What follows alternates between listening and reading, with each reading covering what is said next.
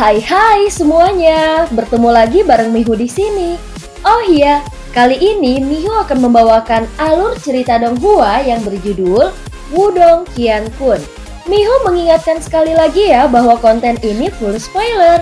Tanpa lama-lama lagi, yuk langsung aja kita masuk ke isi ceritanya.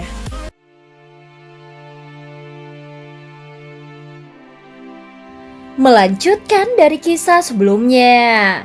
Pada saat ini segera Lindong melepaskan Ying Huan-Huan dari pelukannya. Terlihat juga wajah Ying Huan-Huan memerah. Namun seketika dia tercengang melihat gunung di daerah sekitarnya tertutup es berwarna biru. Hei, mengapa tempat ini menjadi seperti ini? Tanya Ying Huan-Huan. Lindong, Little Flame dan Xiao Dao saling bertukar pandangan. Sepertinya Ying Huan-Huan sendiri tidak mengingat adegan sebelumnya. Itu karena formasi. Ucap Lindong tersenyum dan secara acak menjelaskan. Dia jelas tidak memberitahu Ying Huan-Huan tentang peristiwa yang terjadi sebelumnya. Ying Huan-Huan mengangguk dan dia tidak memikirkan masalah ini. Dia mengangkat wajahnya dan ada kegembiraan yang tidak bisa disembunyikan di sana. Wah, roh Yuanku juga telah berhasil dibentuk, ucap Ying Huan-Huan. Mendengar ini Lindong menyeringai. Dia tidak terkejut dengan fakta ini. Sejak Ying Huan-Huan berada di tahap 8 Yuan Nirvana, tubuhnya sudah mampu menghasilkan kekuatan Yuan Spirit. Apa yang kalian rencanakan selanjutnya? Ucap Xiao Dao berjalan mendekat, dia melirik mereka berdua sebelum bertanya. Kita harus kembali ke Sekte Dao. Kompetisi sekte besar sudah dekat. Ucap Lindong merenung sejenak sebelum menjawab. Kompetisi sekte besar ya? Itu adalah acara besar bahkan di seluruh wilayah Suan Timur. Setiap sekte dan faksi terkemuka di wilayah Suan Timur akan mengirim murid terbaik mereka untuk berpartisipasi. Bahaya dan intensitasnya melampaui perang 100 kekaisaran. Ucap Xiao Dao. Berdasarkan apa yang aku ketahui, kompetisi sekte besar sebelumnya semua diadakan di wilayah iblis unik kan? Itu adalah wilayah yang sangat berbahaya. Ucap Xiao Dao lagi. Wilayah iblis unik? Ucap Lindong terkejut. Dia sedikit mengerinyit. Xiao Dao, apa di sana yang membuatnya begitu berbahaya? Tanya Lindong. Ini adalah salah satu medan perang selama perang langit dan bumi kuno. Ucap Xiao Dao. Jangan tanya padaku tentang perang langit dan bumi kuno. Itu terjadi sejak lama dan bahkan aku tidak mengetahuinya. Satu-satunya hal yang aku tahu, bahwa semua ahli di negeri itu pada dasarnya berkumpul untuk berperang dalam perang besar itu. Ucap Xiao Dao. Mendengar kata-kata ini, hati Lindong tiba-tiba terguncang. Setelah perang besar berakhir, area itu terkikis oleh Ki Iblis dan itu menyebabkan beberapa monster yang sangat mengerikan. Itu dapat dianggap sebagai salah satu daerah paling berbahaya di wilayah Suan Timur. Cukup banyak orang yang akan mati di sana selama setiap kompetisi sekte besar. Tentu saja, meskipun tempat itu berbahaya, itu juga merupakan tanah harta karun. Ahli yang tak terhitung jumlahnya meninggal selama perang kuno itu. Jika seseorang beruntung, dia mungkin bisa mendapatkan warisan besar dari dalam tempat itu dan mengambil lompatan besar ke depan. Pada saat ini Lindong mengangguk sedikit setelah mendengar kata-kata Xiao Dao. Xiao Dao, Little Flame, apakah kalian berdua kembali ke Sekte Dao bersama-sama denganku? Tanya Lindong memandang mereka berdua. Tidak, kami tidak akan pergi. Aku akan membawa harimau bodoh ini ke tempat lain dan melihat apakah aku dapat membantunya untuk menembus ke tahap 9 Yuan Nirvana. Jika dia benar-benar membuat terobosan, aku akan membawanya langsung untuk mencarimu di daerah iblis unik. Ucap Xiao Dao. Mendengar kata-kata ini, Lindong hanya bisa mengangguk. Jelas lebih bermanfaat bagi Little Flame untuk mengikuti Xiao Dao. Kembali ke Sekte Dao sekarang tidak akan bermanfaat untuk kemajuan pelatihannya. Kalau begitu, mari kita berpisah di sini. Kami akan pergi dan menemukanmu setelah kami menyelesaikan semuanya. Ucap Xiao Dao. Setelah itu dia melambaikan tangannya dan langsung meninggalkan Lindong dan Ying Huan-Huan. Baiklah, kita juga harus pergi, ucap Lindong menatap dua Xiaodo yang menjauh ke kejauhan. Pada saat ini, setelah hampir setengah bulan mereka akhirnya tiba di Sekte Dao. Setelah berjalan melewati penghalang cahaya yang sangat besar, wajah cantik Ying Huan-Huan segera menunjukkan senyum manis ketika dia melihat pemandangan yang familiar di sekelilingnya. Kau harus kembali ke Aula Langit terlebih dahulu. Aku juga harus kembali ke Aula Sunyi untuk memberitahu Paman bela diri Chen Zhen dan yang lainnya bahwa aku masih hidup, ucap Lindong. Namun pada saat ini, seketika lebih dari selusin sosok muncul di depan mata mereka. Ini buruk. Ini adalah unit penegakan sekte. Mereka tidak di sini untuk menangkap kita, kan? Mata Ying Huan-Huan melihat ke atas. Segera ekspresi di wajah mungilnya berubah sedikit saat dia buru-buru bertanya. Lindong sedikit mengernyitkan alisnya. Dia melihat unit penegakan yang bergegas tetapi dia tidak merasakan niat buruk dari mereka. Adik laki-laki Lindong, adik perempuan kecil Ying Huan-Huan, ketua sekte telah menginstruksikan kalian berdua untuk segera menemuinya, ucap pemimpin unit penegakan ini. Terima kasih senior, ucap Lindong diam-diam menghela nafas lega. Setelah itu, dia menangkupkan kedua tangannya. Dia menarik Ying Huan-Huan dan dengan cepat bergegas ke bagian terdalam dari Sekte Dao. Itu benar, adik perempuan kecil Huan-Huan, Paman bela diri Qilei juga memintamu untuk segera mengembalikan sitar ponik surgawi itu. Mendengar ini, wajah Ying Huan-Huan langsung terdiam. Sial, ini sudah berakhir. Ini sudah berakhir. Kali ini aku pasti akan dihukum, gumam Ying Huan-Huan. Pada saat ini Lindong mengangkat bahunya ketika dia mendengar Ying Huan-Huan terus-menerus bergumam pada dirinya sendiri. Namun dia tidak menggodanya. Sebaliknya, dia menariknya dan bergegas ke bagian terdalam Sekte Dao. Setelah beberapa saat, mereka akhirnya turun di gunung yang tenang dengan rumah bambu di atasnya. Terlihat Ying Xuanzi berdiri dengan tangan di belakang punggungnya di depan rumah bambunya.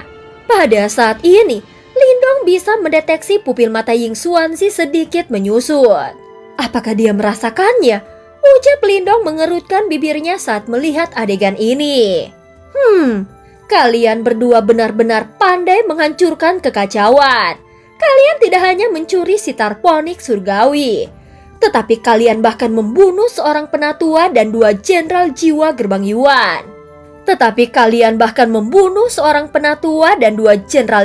gerbang Yuan. Kalian benar-benar tahu cara membuat masalah, ucap Ying Xuanzi melirik mereka berdua. Mendengar kata-kata ini, Lindong tertawa pahit. Dilihat dari kata-katanya, dia sekarang yakin bahwa orang yang diam-diam campur tangan memang Ying Xuanzi. Ayah, orang-orang dari gerbang Yuan itu datang mencari masalah. Jika kita tidak membalas, kemungkinan besar kitalah yang gagal untuk kembali, ucap Ying Huan-Huan. Untungnya Ren Yuanzi tidak menemukan identitasmu kali ini. Kalau tidak, gerbang Yuan tidak akan membiarkan hal ini. Lagi pula kompetisi sekte besar belum dimulai, ucap Ying Xuanzi memelototi Ying Huan-Huan sebelum berbicara. Ren Yuanzi, mata Lindong langsung mengeras.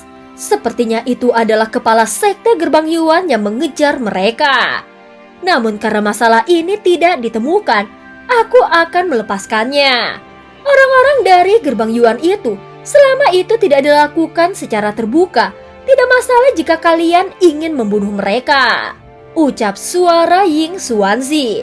Pada saat ini Lindong dan Ying Huan-Huan jelas menghela nafas lega ketika mereka mendengar kata-katanya.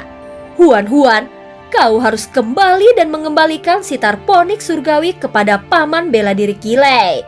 Meskipun item itu milikmu, itu tetap harus ditempatkan di Aula Langit sampai kekuatanmu mencapai level tertentu, ucap Ying Xuanzi. Baik ayah, jawab Ying Huan-Huan mengangguk dengan patuh. Hahaha, Lindong, aku pergi dulu. Kau harus berdoa untuk keselamatan dirimu sendiri.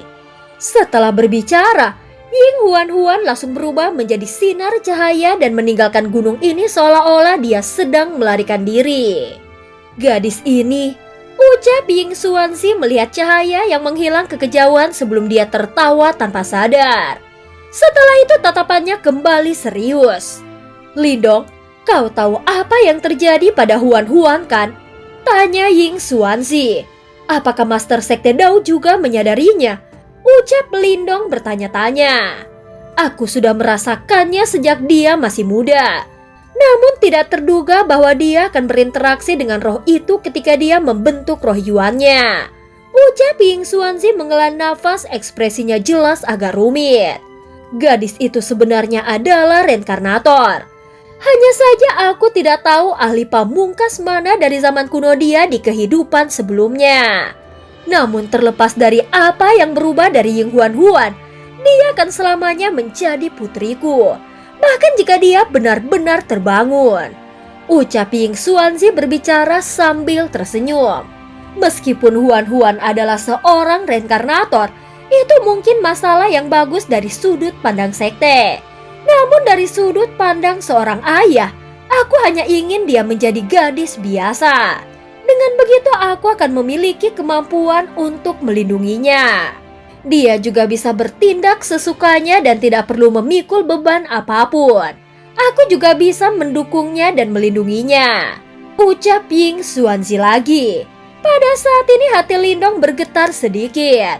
Dia melihat senyum di wajah Ying Xuanzi dan hatinya merasakan sedikit penyesalan. Selain itu, temanmu Marten Iblis Surgawi itu sangat kuat. Saat ini sepertinya dia belum memulihkan kekuatan penuhnya. Sepertinya dia akan menjadi individu yang luar biasa bahkan di suku Marten Iblis Surgawi. Kau benar-benar memiliki jaringan pertemanan yang luas. Marten Iblis Surgawi dan Harimau Iblis Surgawi, mereka berdua adalah suku terkuat di dunia binatang iblis. Ucap Ying Xuanzi tertawa dengan makna yang lebih dalam. Master Sekte tidak akan mendiskriminasi mereka berdasarkan identitas mereka kan? Tanya Lindong merentangkan tangannya dan berkata, aku mendengar Wudong menyebutkan bahwa alasan kau memilih Sekte Dao saat itu sebagian besar karena dua temanmu itu. Jika aku menyimpan dendam terhadap mereka, apakah itu akan mendorongmu untuk pergi? Murid yang luar biasa, bahkan aku enggan melakukannya. Ucap Ying Xuanzi tertawa. Melihatnya sekarang, sepertinya pilihanku saat itu cukup bijaksana. Jika itu sekte lain, kemungkinan itu tidak akan berakhir seperti ini. Ucap Lindong membuka mulutnya dan tersenyum. Masih ada waktu 1 bulan lagi sebelum kompetisi sekte besar. Kau harus diam-diam tetap di sekte untuk berlatih selama periode waktu ini. Ucap Ying Xuanzi lagi. Ya, jawab Lindong mengangguk. Pergilah. Selain itu, ingatlah untuk tidak membocorkan berita bahwa Huan-Huan adalah seorang reinkarnator. Jika Gerbang Yuan menyadarinya, mereka mungkin diam-diam menyerang Huan-Huan. Lagi pula begitu dia terbangun, dia akan benar-benar luar biasa. Ucap Ying Xuanzi mengingatkan. Ya, murid ini mengerti. Jawab Lindong mengangguk. Setelah itu dia membungkuk memberi hormat sebelum berbalik dan bergegas keluar dari gunung ini. Setelah kepergian Lindong, seluruh gunung ini sekali lagi menjadi sunyi. Ying Xuanzi berdiri dengan tangan di belakang punggungnya.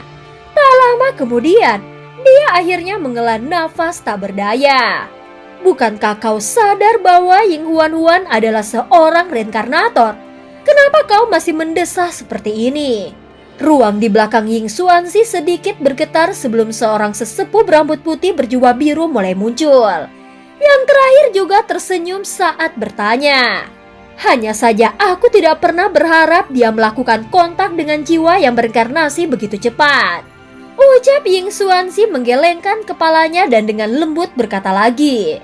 Karena dia telah melakukan kontak dengan jiwa yang berinkarnasi itu, kemungkinan kebangkitan di masa depan akan cukup tinggi. Sekarang, aku hanya bisa berharap bahwa gadis itu tidak akan berubah terlalu drastis. Mengubah peri kecil yang bahkan tidak bisa diam sejenak. Menjadi putri es adalah sesuatu yang bahkan tulang lamaku tidak tahan. Ucap pria tua berjubah biru itu membelai janggutnya. Dia berpikir sejenak dan tertawa pahit. Agak sulit baginya untuk membayangkan ekspresi dingin dan acuh tak acuh Ying Huan di masa depan. Kita hanya bisa terus mengamati. Semoga gadis ini bisa menekan jiwa reinkarnasi itu di masa depan. Kalau tidak, ucap Ying Xuanxi menggelengkan kepalanya. Desahan yang agak khawatir perlahan menyebar ke gunung ini. Scene berganti ke tempat Lindong. Setelah kembali ke aula sunyi, Lindong secara alami ditegur oleh Chen Zhen dan Wu Dou atas kepergiannya selama periode waktu ini. Namun jelas bahwa mereka tidak benar-benar kesal. Ini karena mereka tersenyum sampai tidak bisa menutup mulut ketika mereka menyadari bahwa kekuatan Lindong telah meningkat pesat setelah perjalanan ini. Saat hari-hari berlalu dengan tenang satu persatu, suasana di dalam Sekte Dao sekali lagi diam-diam berubah tegang. Banyak murid bertindak seolah-olah mereka akan menghadapi musuh besar. Alasan untuk ini secara alami adalah karena kompetisi sekte besar yang akan segera tiba. Selama beberapa kompetisi sekte besar terakhir, Sekte Dao pada dasarnya benar-benar ditekan oleh Gerbang Yuan. Terakhir kali kakak perempuan senior Aula Langit meninggal. Orang itu juga kakak perempuan Wang Yan dan ini benar-benar membuat marah setiap murid di Sekte Dao. Pada saat ini, banyak murid Sekte Dao sedang menunggu dengan tenang. Jelas mereka sedang menunggu kesempatan untuk membalas dendam ini. Dan cerita pun berakhir. Terima kasih udah dengerin Mihu dari awal sampai akhir ya. Jangan lupa untuk like dan subscribe. Sampai jumpa.